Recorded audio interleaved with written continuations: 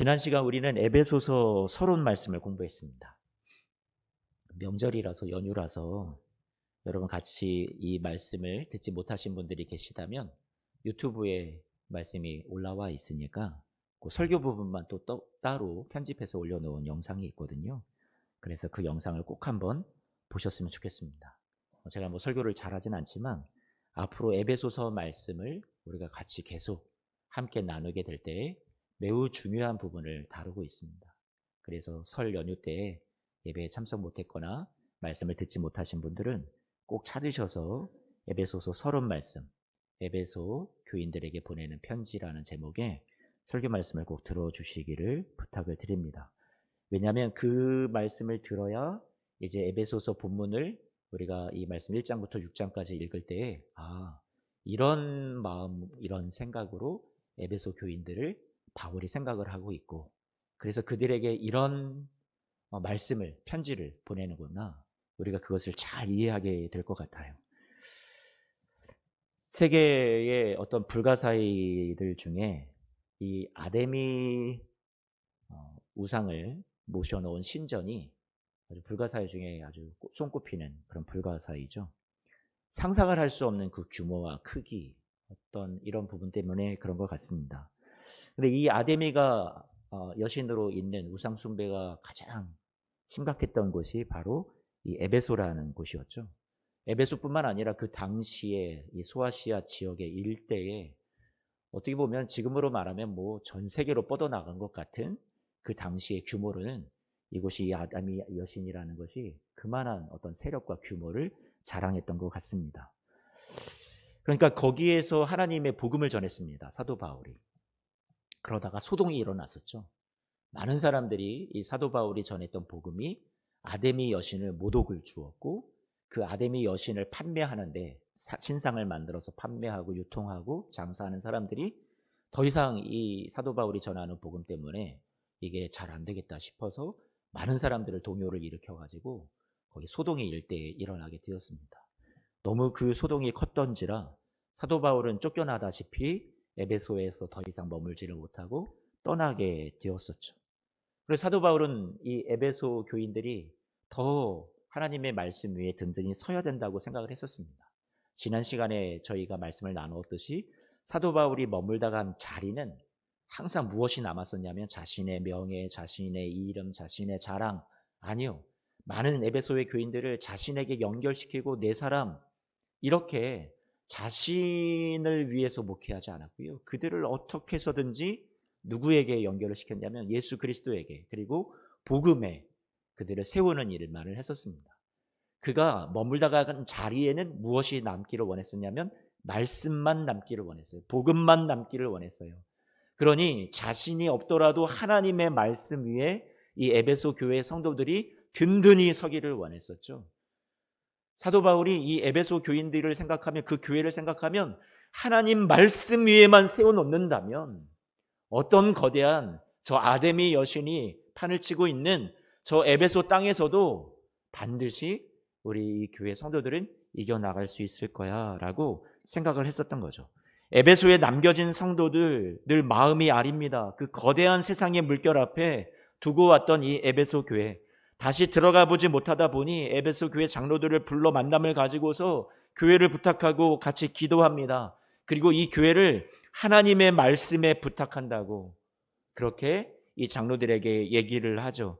사람의 어떤 영향력이나 어떤 사람의 리더십이나 사람이 가진 능력 위에, 그들이 가진 그들의 능력, 그들의 믿음, 그들의 신앙 위에 이 교회를 부탁하지 않는다고 했어요. 어디에 부탁을 했냐면 하나님의 말씀만 이들을 든든히 세울 수 있다라고 바울은 생각했던 거죠. 이후에요, 많은 역경과 고난을 거치고서 감옥에 갇히게 된 바울은 자신도 말씀을 통해서 이겨왔고, 그래서 이 에베소 교회 성도들을 또 보고 싶고, 하지만 가지 못하니 그 감옥 안에서 이렇게 갇혀있는 그 몸으로 에베소 교회 성도들을 생각하며 그들을 다시 주의 말씀에, 복음 위에 세우기 위해서 붓을 듭니다. 그래서 에베소 교회에 보내는 편지 에베소서가 저와 여러분들의 손에 지금 들려지게 된 거죠. 오직 이들을 살릴 것은 하나님의 말씀밖에 없다라는 마음이었겠죠. 복음밖에 없다라는 거죠. 정말 그들을 다시 하나님의 말씀 위에 든든히 세워야겠다라는 강한 마음이 있어서 이제 그들에게 복음을 다시 전하기를 시작을 합니다. 에베소 교회 성도 한 사람 한 사람을, 그들의 인생을 하나님께서 어떻게 붙잡고 계시고 인도하시는지를 복음을 통해서 설명해 주고 싶은 거죠. 그들이 세상의 시선으로 자신의 인생을 보면 절망뿐이에요. 소망이 없어요. 세상이 풍파해 지고 말 거예요. 그러니까 복음으로, 하나님의 말씀으로 그들의 삶을 바라보라고 사도 바울이 자꾸만 그들에게 성경적인 가치관을, 복음을 전해주는 겁니다.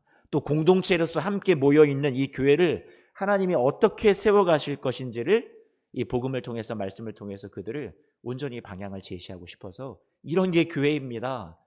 그렇게 말씀을 전하고 싶어서 에베소에게 보내는 편지를 쓰기 시작했습니다. 자, 1장 1절 말씀입니다. 어떻게 시작이 됐나요? 1장 1절 말씀을 보니까 첫 마디가 뭐라고 시작해요? 하나님의 뜻으로 말미암아, 이렇게 표현하고 있습니다. 이 표현이 눈에 확 들어옵니다. 성경 사전을 놓고 이 뜻이 뭘까 한번 찾아봤습니다. 보통 하나님의 뜻하면 여러분 어떤 생각이 드냐면, 우리 차원에서 하나님의 뜻을 생각한다면 하나님이 어떤 플랜, 하나님의 계획, 하나님의 설계, 이런 게 하나님의 뜻인 것 같습니다. 그러니 당신이 계획하신 대로, 프로그램하신 대로, 입력하신 대로, 설계하신 대로 여러분들은 그냥 그 안에서만 살아갈 수밖에 없는 존재인 것 같다라는 거죠. 제가 좀 여러분들에게 좀 어두운 면만을 설명하고 있어요. 과장되게.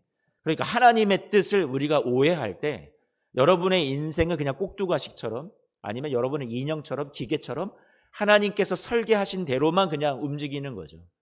그렇게 따지자면 여러분의 삶에 찾아온 고난도, 질병도, 여러분의 삶에 커다란 문제도, 아픔도 여러분 하나님이 다 계획하셔서, 하나님이 없어도 되는 것을 여러분에게 그냥 주고 싶으셔서 하나님이 이런 아픔을 겪게 하시는 셈이 되고 마는 거죠.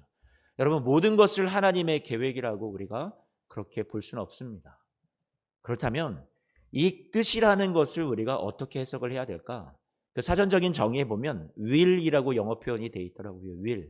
저는 뜻이라는 표현보다 의지라고 표현하는 것이 어떨까 싶습니다. 하나님의 강력한 의지요. 사도 바울은 자신을 생각을 해봤어요. 자신을 생각을 해보니까 이 1절 말씀 그냥 그대로 띄워주세요.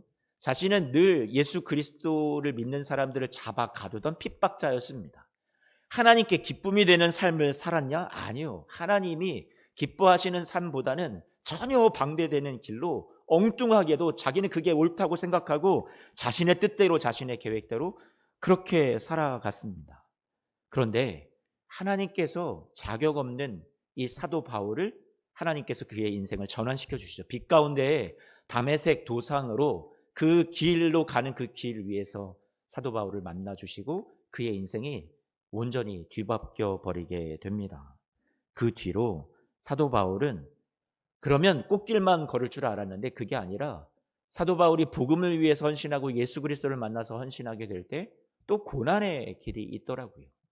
그러면 이 고난이 있으니까 나는 하나님께서 내 삶을 축복하지 않는 거야 했던 것이 아니라, 고난이 있고 어려움이 있어도 하나님이 나와 함께 하시고 하나님께서 나를 사도로 부르셨다라고 분명히 사도 바울은 그것에 대한 인식을 가지고 있었습니다. 그러니 하나님의 뜻으로 말미암아 그리스도 예수의 사도된 바울이라고 1절 말씀에서 얘기를 하고 있는 거죠. 사랑하는 성도 여러분, 하나님께서는요, 여러분의 삶에 강력한 의지를 가지고 계십니다. 그 강력한 의지는 여러분의 삶이 지금 고난이 있어도, 여러분이 잘못된 선택을 했어도 결코 망하지 않도록 하나님께서 여러분을 포기하지 않으시겠다라는 강력한 의지예요. 하나님의 여러분의 인생을 붙잡고 계시다라는 당신의 강력한 계획이, 당신의 강력한 의지가 저는 하나님의 뜻이라고 생각이 듭니다. 흔들리고 절망하고 불확실한 상황에 우리가 놓여 있을 수 있어요. 우리가 잘못 선택해서 혼란스러운 인생의 걸음을 걸어갈지 모르겠어요. 그러면 하나님 앞에 여러분들은 포기된 인생일까요? 하나님이 망하도록 내버려 두시는 인생일까요? 아니요. 그런 걸음에 있더라도 하나님이 여러분을 붙잡아 주시는 거죠. 당신의 의지로, 당신의 뜻으로, 계획으로 여러분을 끝까지 이끌고 가셔서 마침내 완성하시는 하나님의 의지가 여러분의 인생에 있다라는 것을 바울은 알려주고 싶었던 거예요. 에베소 교인들에게도 마찬가지죠. 당장에 불안합니다. 답답합니다. 어떻게 해야 될지 모르겠습니다. 그런 상황 속에 있는 에베소 교인들, 그 만만치 않은 에베소의 우상이 가득한 도시 안에서 이 자꾸 연약한 이 교회로서 살아가는 것이 너무나도 버거운데 사도 바울은 이렇게 말하는 거죠. 하나님의 뜻으로, 다시 표현하면 하나님의 강력한 의지로 여러분의 인생은 붙잡혀 있는 사람들입니다. 그러니 여러분, 하나님이 여러분의 인생을 붙잡고 계시는데 그 하나님의 뜻은, 의지는 궁극적으로 여러분을 망하게 하지 않습니다. 궁극적으로 여러분을 실패하게 내버려 두지 않습니다. 하나님께서 반드시 여러분의 삶에 선한 것으로, 또 좋은 것으로, 회복으로, 구원으로 하나님이 인도해 주실 겁니다. 이 얘기를 지금 사도 바울이 전하고 있단 말이에요. 자신의 발자취를 돌아보니 하나님의 의지로, 자신의 의지가 아니라 내가 먼저 하나님을 선택한 것도 아닌데 이렇게 못난 사람이 핍박자에서 사도가 되었다고, 잘못 살아왔던 나의 이 못난 삶을 변화시키는 하나님의 사도로 만들고야 마시는 그 강력한 하나님의 의지가 있으셨다면 앞으로도 나의 삶이 비록 고난이 많고 여기까지 오기까지, 감옥에 갇히기까지도 수많은 시련을 겪었지만 궁극적으로 그 하나님의 강력한 의지는, 뜻은 나를 망하게 내버려 두지 않으실 거다. 끝까지 인도해 주실 거다. 그걸 얘기해 주고 싶어서요, 로마의 감옥에 갇힌 채 에베소 교회 성도들에게 그 하나님의 뜻에 대해서, 하나님의 의지에 대해서 알려주고 말씀해주고 있는 거죠. 담대하게 사도 바울이 살아갈 수 있었던 근거가요, 하나님의 의지에 있었습니다. 자신의 인생을 붙잡고 계시는 그 강력한 의지요. 여러분의 인생을 누가 붙잡고 계십니까? 하나님이 붙들고 계십니다. 하나님이 강력한 의지를 가지고, 뜻을 가지고 여러분의 인생을 결코 그냥 내버려 두지 않으실 거예요. 외롭게 망하도록 버리지 않으실 거란 말이에요. 여러분, 창세기 말씀을 보면 야곱이라는 사람이 뭐 잘한 게 하나도 없는 것 같아요. 형을 속이고, 에서를 속이고, 부모를 속이고, 아버지를 속여서 장자권도 빼앗고, 여러분 축복기도도 빼앗고, 이런 못난 사람이죠. 도무지 복을 받을 어떤 자격이라고는 눈을 씻고 봐도 찾을 수가 없는 사람이죠. 도망 나왔어요. 목숨이 위태해서, 형이 죽일 것 같아서 도망자 신세가 돼서 홀홀단신, 너무나도 외롭고 사방은 두려움뿐이고 공포스럽습니다. 언제 어디서 죽을지 모르겠습니다. 앞이 보이진 않아요.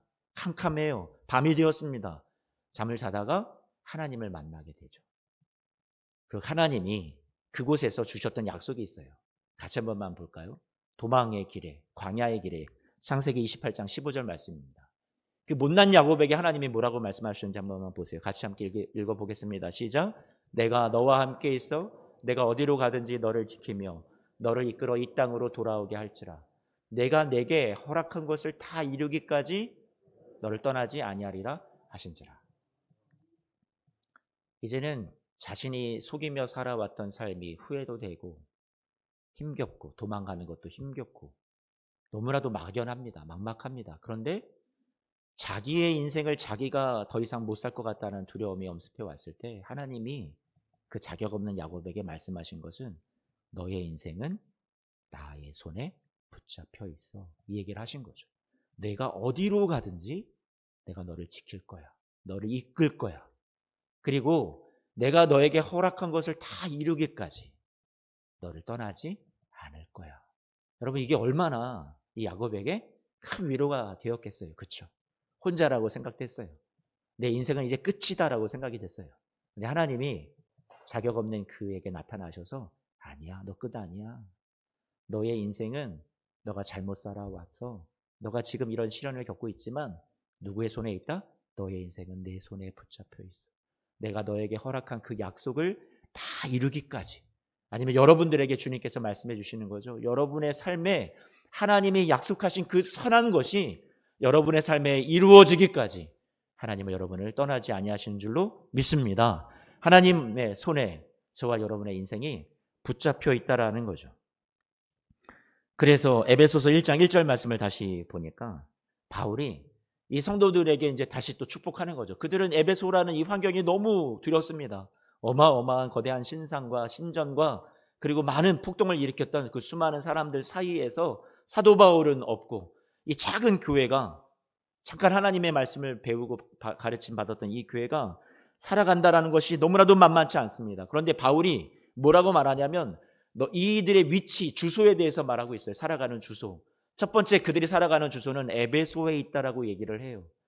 근데 이 에베소라는 환경이 만만치 않잖아요. 그런데 그들에게 사도 바울이 그들의 또 다른 주소를 알려줍니다. 그들의 진짜 주소가 뭐라고 얘기하냐면 이들이 어디 있다라고 얘기해요?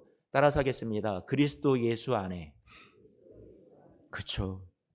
바울이 알려주고 싶었던 것은 이들은 에베소라는 환경에 발을 딛고 살아가지만 진짜 그들이 누구 안에, 누구의 날개 아래, 누구의 보호하심 아래, 누구의 지켜주심과 인도하심 아래, 누구의 손에 있다라고 얘기하는 거예요. 그리스도 예수 안에 있는 인생이라고 그들을 지금 일으켜주고 있는 거죠. 용기 주고 있는 거예요. 에베소서 말씀은 그들에게 용기 주고 싶어서, 위로 주고 싶어서, 힘 주고 싶어서 말씀 위에 그들의 현실의 상황에 눈을 돌려서 좌절하고 낭망하고 압도당하지 않고 패배하지 않고 포기하지 않고 하나님의 말씀, 하나님의 시선에 그들을 옮겨 놓으려고 사도 바울이 지금 에베소 교인들에게 편지를 쓰고 있는 겁니다. 여러분은 그리스도 예수 안에 있는 우리 분들입니다. 여러분 예수 안에서 살아가고 있어요. 세상은 어렵지만 여러분의 삶을 살아가는 게 정말 만만치 않지만 하지만 여러분 예수 안에서 우리가 나는 세상 속에 있지만 그리스도 예수 안에 내가 진짜 살아가는 거다. 우리가 생각하고 주의 날개 그늘 아래서 여러분 세상이 아무리 어렵고 힘들어도 늘 이기며 삶을 살아가시는 우리 성도님들 되시기를 축복합니다. 2절 말씀을 보니까요. 2절 말씀 이렇게 말합니다. 우리 2절 말씀 같이 한번만 읽어볼게요. 시작. 하나님 우리 아버지와 주 예수 그리스도로부터 은혜와 평강이 너희에게 있을지어다. 아멘.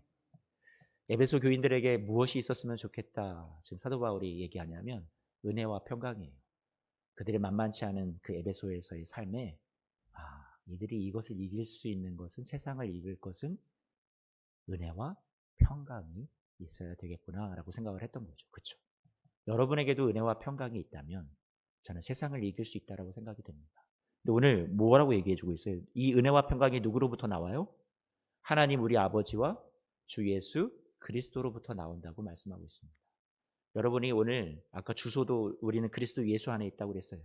세상으로부터 우리가 은혜 받고 평강을 얻는 것 아니에요. 누구만 우리에게 이것을 주실 수 있어요? 하나님 아버지와 우리 주 예수 그리스도께서 여러분에게 은혜와 평강을 주시는 줄로 믿습니다. 세상의 것을 우리가 기대한다면 우리는 낙심하고 말겠죠. 하지만 세상이 줄 수 없는 것을 여전히 여러분의 삶은 고단하고 힘이 든데 문제가 많은데도 이렇게 예배 가운데 나와서 기도하면서 여러분들이 세상을 이길 힘을 얻는 것은 도대체 무엇일까요? 어디서 그런 것이 나오는 걸까요? 여러분 안에 있는 그 힘이요, 소망이요, 위로가요. 어디서 나오는 걸까요? 우리가 지난주에 불렀던 찬송처럼 주가 나와 동행을 하면서 나를 친구 삼으셨네. 우리 서로 받은 그 기쁨은 알 사람이 없도다. 여러분 주님이 여러분과 동행하시고 친구 되어 주셔서 여러분의 삶에 주시는 그 위로와 또 때로는 힘들지만 그때마다 소망을 주시고 말씀을 통해서 은혜 주시고 평강 주시는 것은 여러분 이건 세상이 알 수 없죠. 주님만 여러분에게 주실 수 있는 거죠. 그렇죠? 그렇게 생각이 듭니다. 우리는 은혜 받았다 그러면 여러분 뭐가 은혜 받은 거예요? 내 마음에 어떤 감정적으로 뭔가 와닿는 뭔가가 있어서 어떤 감동이 있어서 뭐 설교가 되게 뭐 좋아서 마음에 들어서 찬양이 좋아서 그런데 사도 바울이 여기서 말하는 은혜라는 것은요. 감정의 상태, 마음에 흡족한 상태를 말하는 게 아니에요. 여기서 말하는 은혜는 뭘까요? 말하는 은혜는 전혀 자격이 없음에도 불구하고 한번 잘 들어보세요. 이게 분명히 맞아요. 전혀 자격이 없음에도 불구하고 그런 자들에게 주어진 사랑, 구원, 죄사함. 여러분 이게 뭐냐면 은혜죠. 그럼 여러분에게 묻고 싶습니다. 여러분이 이 은혜를 받으셨습니까? 여러분 이미 받았어요. 사도 바울이 에베소 교인들이 은혜를 못 받았다고 생각해서 은혜가 있을지어다 얘기했을까요? 아니요. 그들은 이미 그들 안에 은혜가 있는데, 받은 은혜가 있는데 그것을 놓치고 살아갈지 모르니까 단단히 붙잡고 있으라고, 이미 받은 은혜를 그것을 상기시키려고 지금 사도 바울이 얘기를 하고 있는 거죠.